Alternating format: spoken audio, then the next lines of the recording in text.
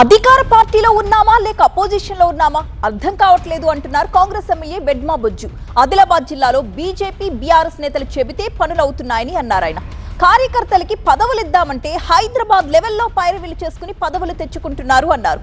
తనను నమ్ముకున్న కార్యకర్తలకి సమాధానం చెప్పలేకపోతున్నాను అంటున్నారు Vedma Bojju. Adilabad SIR booth level సమీక్షలో సొంత పార్టీపై అసహనం వ్యక్తం చేశారు ఎమ్మెల్యే వెడ్మా బొజ్జు. అర్హులైన వారికి లోన్లు కూడా ఇప్పించలేకపోతున్నారని వాపోయారు.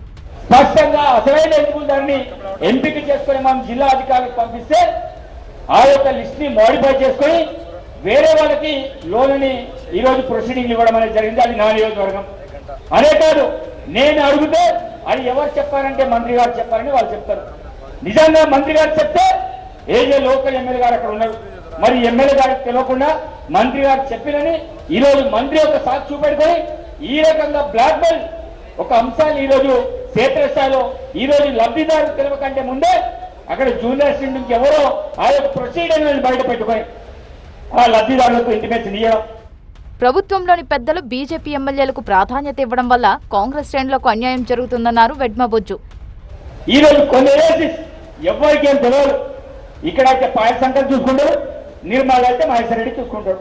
అక్కడ నేను డీసీసీని, ఇక్కడ నరేష్ యాదవ్ డీసీసీ. కనీసం జిల్లా కేంద్రంలో ఎవరైనా ఒక కార్యకర్తను అపాయింట్మెంట్ చేద్దామంటే కూడా కనీసం ఎవరిని కూడా అపాయింట్మెంట్ చేయరు. చెప్పుడు మాటలు. ఇంకా జోగు రామని నడిపిస్తారు, లేకపోతే పాయశంకర్ గారు నడిపిస్తారు. మరి మేము ఎస్టీ ఎమ్మెల్యే ఉండి మరి ఆ ప్రాంతంలో మా ప్రాంతంలో బ్యాక్వర్డ్ ఏరియా అంటే మా పిల్లలు ఇక్కడ ఎవరు కూడా జిల్లా కేంద్రం ఎలిజిబుల్ కారా? మా ఏజెన్సీ ఎవరు కూడా పనికి రావా? ఎవరో మూర్తి ముఖం తెలవని అపాయింట్మెంట్ ఇచ్చాడు. ఇది అధికారులు తప్పిదమా, ఎవరు తప్పిదమా? దీంట్లో మనమందరం కూడా బాధ్యులవుతాం సార్. తన కోసం పనిచేసే కార్యకర్తలకు పదవులు కూడా ఇప్పించుకోలేకపోతున్నానన్నారు కాంగ్రెస్ ఎమ్మెల్యే.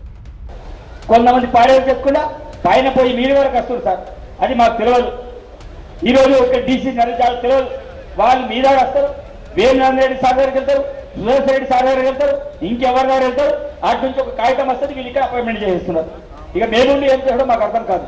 కాబట్టి ఇట్లాంటి పద్ధతి మంచిది. కాబట్టి కంపల్సరీ ఈ విషయంలో మీరు కొంత సీరియస్ గా తీసుకోకపోతే తప్పకుండా పార్టీ అనేది నష్టపోతుంది. తన నియోజకవర్గంలో ఏం జరుగుతోందో కూడా తనకు తెలియడం లేదన్నారు వెడ్మా బొజ్జు.